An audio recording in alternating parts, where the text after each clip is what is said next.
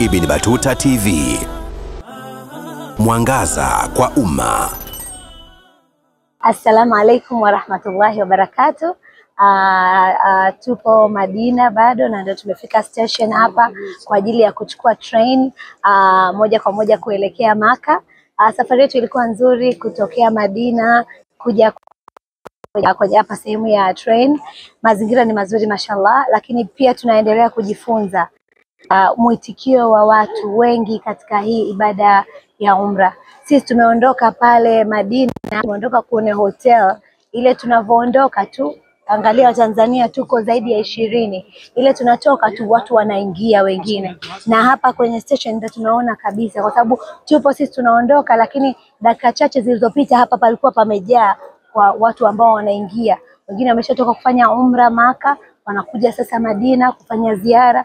Wengine wametoka huko moja kwa moja wanakuja Madina moja kwa moja, na watatoka kama sisi kurudi Makkah.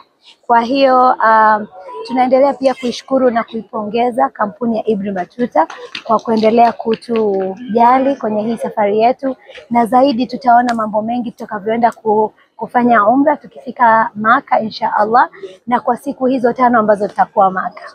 Kwa hiyo nitoe hamasa kwa mtu yoyote kuweza kujifunza katika haya ambayo tunajifunza sisi. Tuchangamkie hizi fursa za kuja kwenye hizi ibada za hija na umra kwa pamoja, kwa sababu ukiangalia sisi labda sisi nchini kwetu ni wachache au ni wengi, lakini bado tunakuja kwa idadi ndogo sana.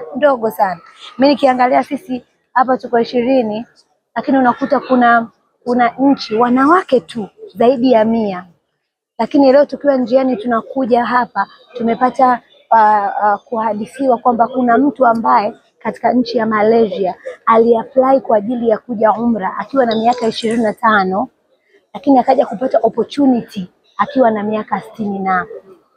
Hebu tuangalie sisi kwa nchi yetu, kila siku tunapata hizi opportunity, manake ya kuja. Mtu anakuja excited kwa zaidi ya miaka 20, 30 ameomba nafasi. Sisi hizi nafasi zipo.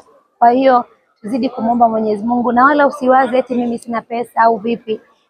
Tukiweza tukitawakal. Unajua tumechukulia hizi safari au hii ibada ni kwa watu fulani tu, lakini nikwambie tu hii ibada ni kwa kila mtu. Ili mradi wewe ni Muislamu, tia nia, inshallah Mwenyezi Mungu atakuleta. Asante kwa kutazama video hii. Subscribe kisha bonyeza alama ya kengele ili uwe wa kwanza kupata habari zetu kila wakati.